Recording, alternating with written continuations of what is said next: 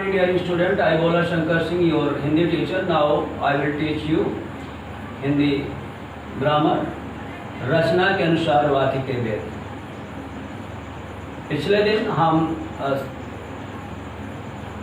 रस के बारे में बात कर रहे थे। आज हम रचना के आधार पर वाक्य के भेद इसका हम आपको बताएंगे। तो इसमें रचना, उसकी संरचना क्या होती है, जैसे सरल वाक्य हुआ, यौगिक हुए और संयुक्त वाक्य हुआ।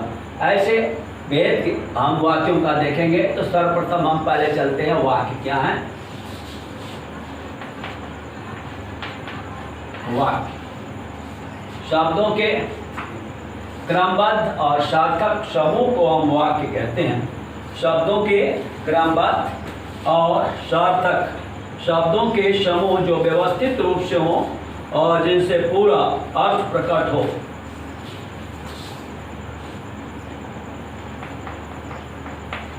शब्दों के व्यवस्थित एवं सार्थक समूह को वाक्य कहते हैं।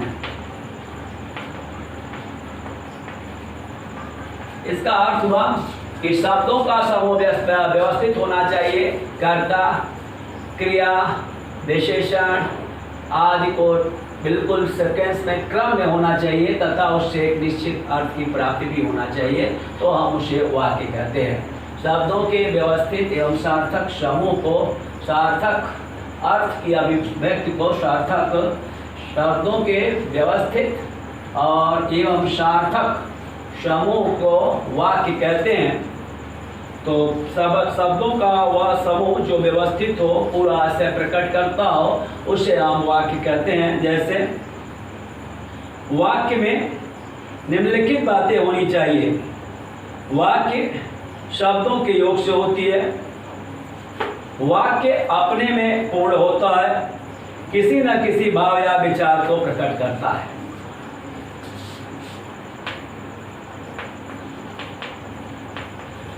शब्दों का समूह व्यवस्थित होता है। दूसरा है, इनसे किसी न किसी अर्थ की या पदों, शब्दों का व्यवस्थित समूह होता है। इनसे हमें एक निश्चित अर्थ की प्राप्ति होती है।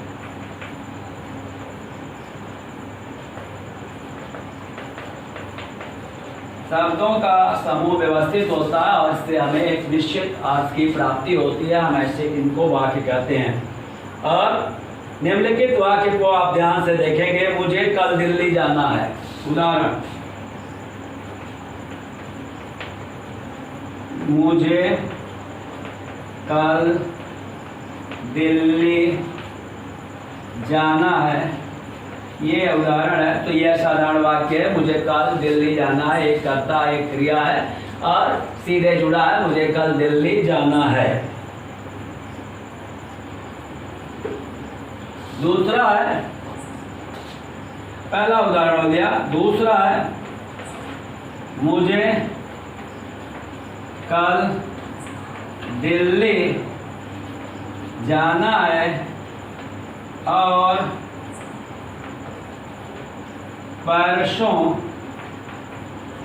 वहां से वापस लौटना है।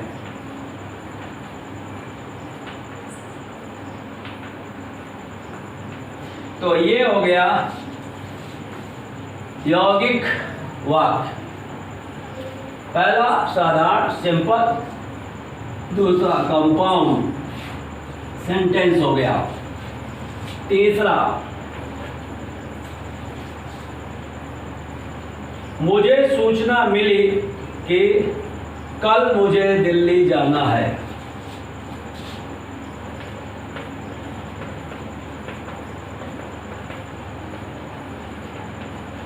कि कल मुझे दिल्ली जाना है। जाना है। तो ये हो गया मिश्र वाक्य। तो पहले सरल वाक्य, दूसरा है उदाहरण यौगिक का संयुक्त वाक्य, और तीसरा है मिश्र वाक्य का। तो इनके कंजक्शन, इनके जो होता है संयोजक अलग अलग है, हम उनका अध्ययन करेंगे। तो हम देखते हैं कि हम पहले सरल वाक्य की ओर चलते हैं। सरल वाक्य में एक ही कर्ता, एक ही क्रिया होती है और इसमें कोई संयोजक शब्द नहीं होते हैं। दूसरे में कर्ता क्रिया तो एक ही होती है परंतु उसमें संयोजक शब्द लगे होते हैं और आदि ये सब। परंतु लेकिन तीसरा जो होता है कि उसमें कभी कभी दो कर्ता हो सकते हैं, दो क्रिया हो सकती है, तो इनको हम जोड़ते हैं कि ताकि ये सबसे डैट से ऐसा करते हैं तो हम इसे संयुक्त वाक्य कहते हैं। तो वाक्य के 3 भेद हो गए। पहला साधारण सिंपल, तो पहला उदाहरण था सरल वाक्य था जिसमें एक कर्ता एक क्रिया होती है और साधारण रूप से उतने में ही अपना वाक्य कह दिया जाता है। दूसरा है दो वाक्यों को जोड़ने के लिए और इत्यादि का जब प्रयोग होता है तो वह हो जाता है यौगिक और संयुक्त जिसे कहते हैं वाक्य, और तीसरा हो जाता है कंपाउंड, पर दूसरा कंपाउंड और तीसरा कॉम्प्लेक्स होता है जिसको संयुक्त वाक्य कहते हैं। इसमें दैट इत्यादि की आदि से जुड़ा जाता है। तो हम देखते हैं पहला सरल वाक्य। पहला सरल वाक्य, सिंपल सेंटेंस।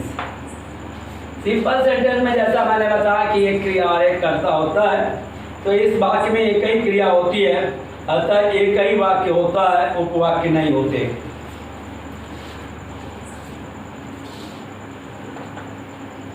इन वाक्यों में एक ही क्रिया होती है, कोई अन्य उपवाक्य नहीं होता।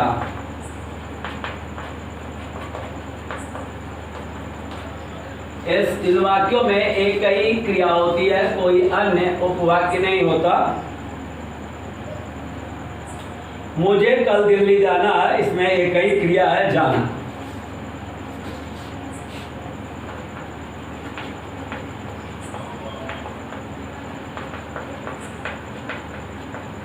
कल दिल्ली जाना है, तो इसमें एक ही क्रिया है, उसे आप जानते होंगे जाना, जाने की क्रिया। तो जाना एक ही क्रिया है और मुझे जाना है करता है। तो परंतु जब इसके साथ यह भी जोड़ दिया जाए कि मुझे वहाँ से परसों कोलकाता जाना है, वापस आना है, तो दो अलग अलग वाक्य जुड़ जाएंगे जिसमें जाना और पहुँचना दो क्रियाएं हो जाएंगी। तो अतः यह जो था बदल जाएगा।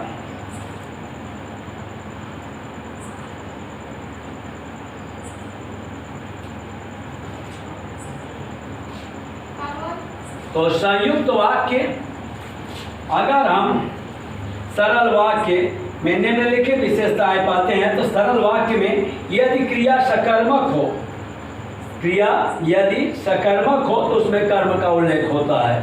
यदि क्रिया अकर्मक हो तो उसमें कर्म नहीं आ सकता, जैसे वश हो गया। यदि क्रिया सकर्मक है तो कर्म अवश्य आएगा, जैसे छात्र ने पाठ याद किया। यदि सकर्मक क्रिया है तथा द्विकर्मक है तो दो कर्म आएंगे, जैसे सेठ ने नौकर को पैसे दिए। सेठ ने नौकर को पैसे दिए, तो नौकर को पैसे को दो आ गए, इसमें दो कर्म है। यदि प्रेरणार्थक क्रिया है तो प्रेरण क्रिया प्रेरित की संज्ञा दोनों का प्रयोग होता है। अध्यापक ने छात्रों से लेख लिखवाया, ये प्रेरणार्थक क्रिया है। तो सरल वाक्य के घटक,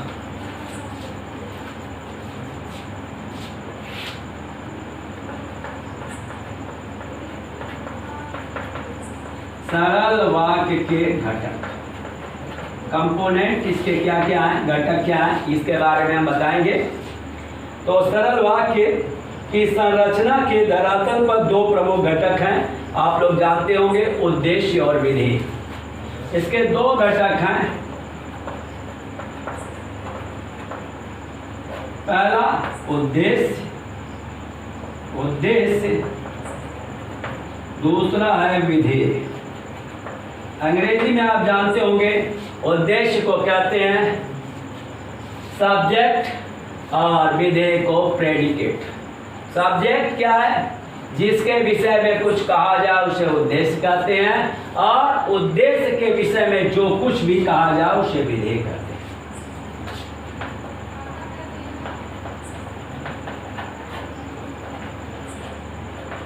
जिसके विषय में कुछ कहा जाए उसे उद्देश्य कहते हैं, और विधेय उद्देश्य के बारे में जो कुछ भी कहा जाए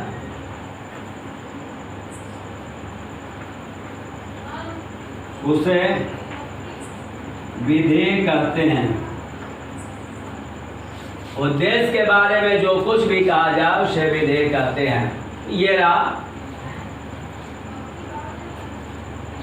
आपका उद्देश्य सब्जेक्ट और विधेय प्रेडिकेट। जैसे राम जाता है,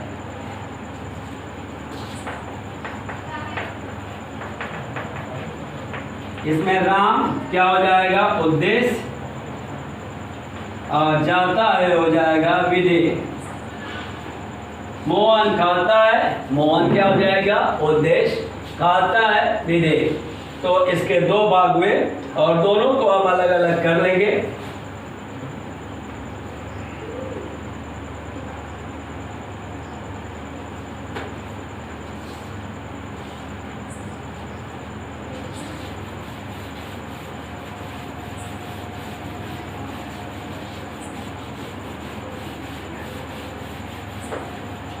कुछ वाक्य हैं जिन्हें आपको उद्देश्य और विधेय अलग अलग करना होगा। पहला है, मेरी बहन 2 दिन से यह किताब पढ़ रही है।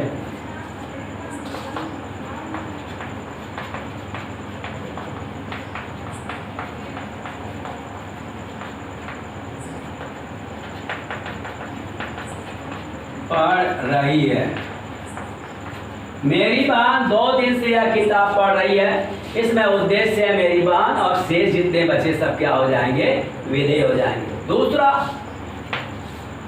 दूसरा वाक्य है, दशरथ पुत्र राम ने रावण को मार गिराया।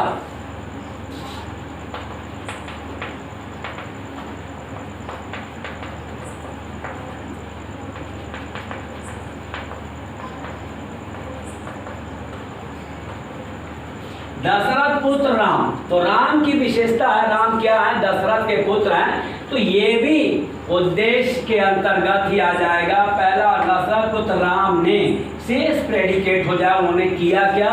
रावण को मार गिराया, ये हो जाएगा विधेय। सब्जेक्ट के अंतर्गत हो जाएगा शना दशरथ, तो वहां तक हो जाएगा आपका। फिर रावण को मार गिराया, ये जो होता हो जाएगा प्रेडिकेट, और विधेय हो जाएगा। तीसरा, परिश्रम करने वाले छात्र ही परीक्षा में सफल होते हैं।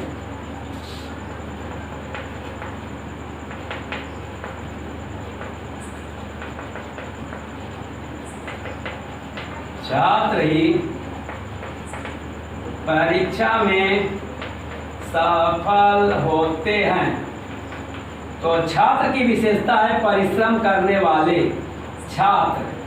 अब ही यहाँ तक किसके बारे में कहा गया है? परिश्रम करने वाले छात्रों के बारे में कहा गया है। तो परिश्रम करने वाले छात्र अब यहाँ से ही परीक्षा में सफल होते हैं। अव्यय को लेते हुए यहाँ से प्रेडिकेट बन जाएगा, यहाँ से फर्स्ट पार्ट, यहाँ से सेकेंड बन जाएगा प्रेडिकेट।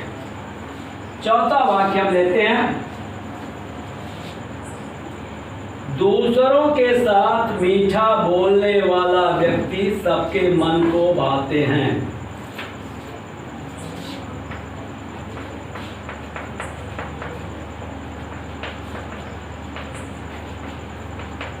मीठा बोलने वाले व्यक्ति सबके मन को भाते हैं। तो ये है किसके बारे में कहा जा रहा है? दूसरों के बारे में मीठा बोलने वाले व्यक्ति। या फर्स्ट पार्ट हो गया सब्जेक्ट, शेष बचा क्या करते हैं हमको, तो वह प्रेडिकेट हो जाएगा, सबके मन को भाते हैं, यह प्रेडिकेट हो गया। यह पुस्तक पढ़ते वह पुस्तक पढ़ते पढ़ते सो गया, पांचवा वाक्य।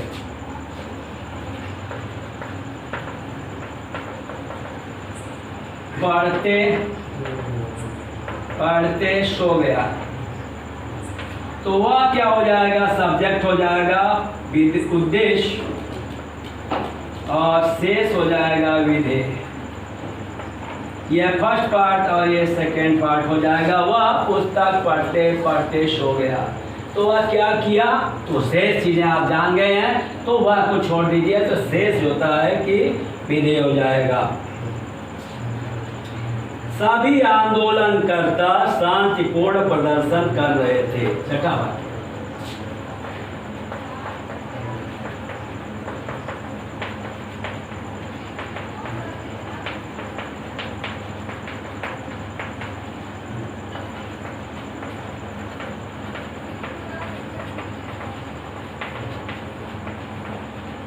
सभी आंदोलनकर्ता शांतिपूर्वक प्रदर्शन कर रहे थे, तो सभी आंदोलनकर्ता ये हो जाएगा फर्स्ट पार्ट सब्जेक्ट, और सेकेंड जो होता है प्रेडिकेट, पहला उद्देश्य और दूसरा हो जाएगा विधेय।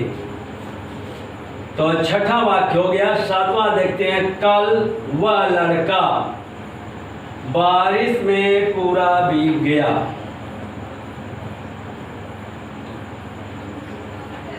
कल वह लड़का बारिश में पूरा भीग गया।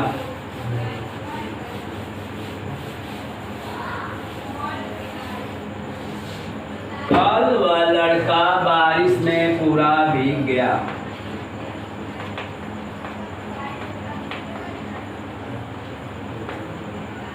बारिश में पूरा भीग गया। इसमें ध्यान देंगे, आजकल परसों जब भी आ जाए तो वह विधेय ही होगा, उद्देश्य नहीं होगा, ये विधेय। और जो वह लड़का है वही फर्स्ट होगा उद्देश्य, और शेष फिर पार्ट जो होता है विधेय हो जाएगा। तो दो पहले है कल तक, फिर इसके बाद वह लड़का हो गया उद्देश्य, शेष जो होता है विधेय है।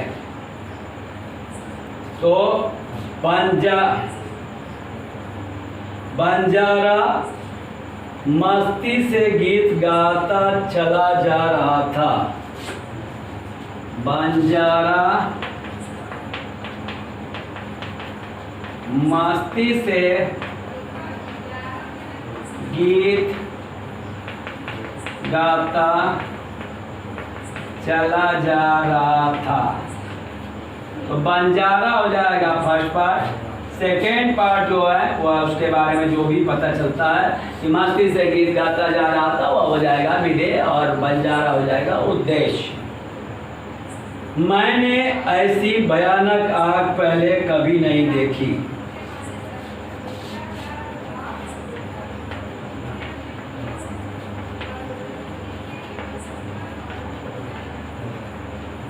आग पहले कभी नहीं देखी, तो मैंने यही हो जाएगा उद्देश्य। शेष ऐसी भयानक आग पहले कभी नहीं देखी, ये सब दूसरा पार्ट हो जाएगा, फर्स्ट पार्ट हो जाएगा।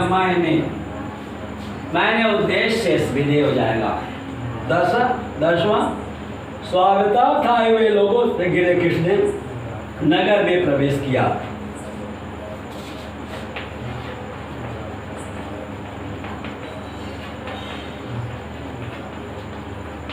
स्वागतार्थ आए लोगों से गिरे कृष्ण ने नगर में प्रवेश किया। तो यहाँ स्वागतार्थ आए लोगों से गिरे कृष्ण ने, यहाँ तक फर्स्ट पार्ट हो जाएगा उद्देश्य, शेष नगर में प्रवेश किया, ये हो जाएगा विदेश। तो ये 10 वाक्य थे, मैंने आपको उदाहरण देकर समझा दिया।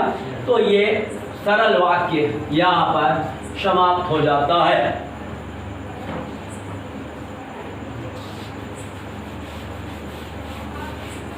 तो सरल वाक्यों में उद्देश्य और विधेय। सरल वाक्य लक्षण आपने, इसमें एक ही क्रिया होती है, और सरल वाक्य में उद्देश्य और विधेय को अलग करना हम सीख जाते हैं। तो ये हो गया आपके उद्देश्य और विधेय की बात। अब हम आगे देखते हैं संयुक्त वाक्य। संयुक्त वाक्य, संयुक्त वाक्य 2 वाक्य होते हैं। संयुक्त वाक्य में आने वाले सभी उपवाक्य स्वतंत्र उपवाक्य होते हैं।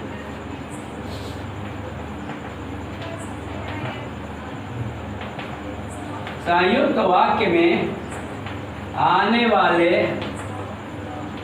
सभी उपवाक्य स्वतंत्र उपवाक्य होते हैं। यह किसी पर आश्रित नहीं होते, सबऑर्डिनेट क्लॉज नहीं होते हैं। संयुक्त वाक्य में आने वाले सभी उपवाक्य स्वतंत्र होते हैं, ये पहला इसकी विशेषता है। और समान स्तर के भी होते हैं। यहाँ न कोई उपवाक्य किसी से बड़ा होता है, न कोई उपवाक्य किसी से छोटा होता है। उपवाक्य समान स्तर के होते हैं।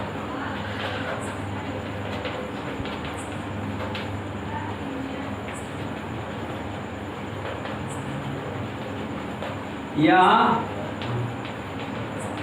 न तो कोई उपवाक्य बड़ा होता है, न तो छोटा होता है।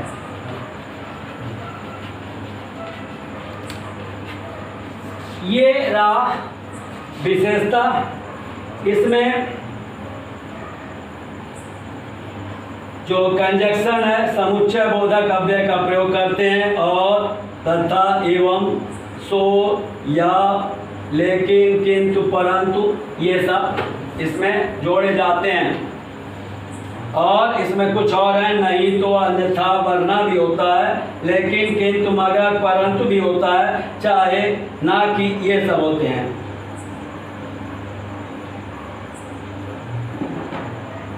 कभी कभी संयुक्त वाक्यों में समुच्चय बोधक चिन्हों का लोप भी हो जाता है, जैसे रहने वाले रहेंगे, जाने वाले चले जाएंगे, और का लोप हो गया। मोहन दिल्ली जाएगा और शीला यहीं रहेगी। यह उदाहरण हम एक लिख देते हैं।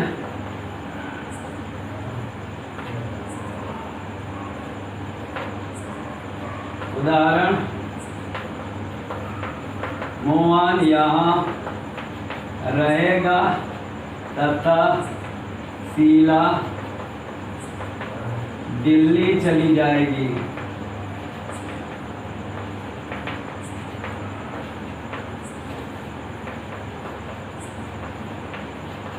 तो यहाँ तथा से जुड़ा है, और इसमें दोनों वाक्य समान महत्व के हैं। मोहन यहाँ रहेगा, शीला दिल्ली चली जाएगी। ना कोई उपवाक्य छोटा है ना बड़ा है। कंजक्शन इसमें जो होता है समुच्चय बोधक अव्यय से जुड़ा हुआ है, तो यहाँ पर और से जुड़ गया है। और कहीं कहीं क्या सोचा था, क्या हो गया, पर का लोप हो गया, तो कहीं कहीं इसका लोप भी कंजक्शन का हो जाता है। और यहाँ पे ये है संयुक्त वाक्य, आपने इसे जाना। अब इसके बारे में हम विस्तृत अध्ययन अगले दिन करेंगे। आज बस यही है।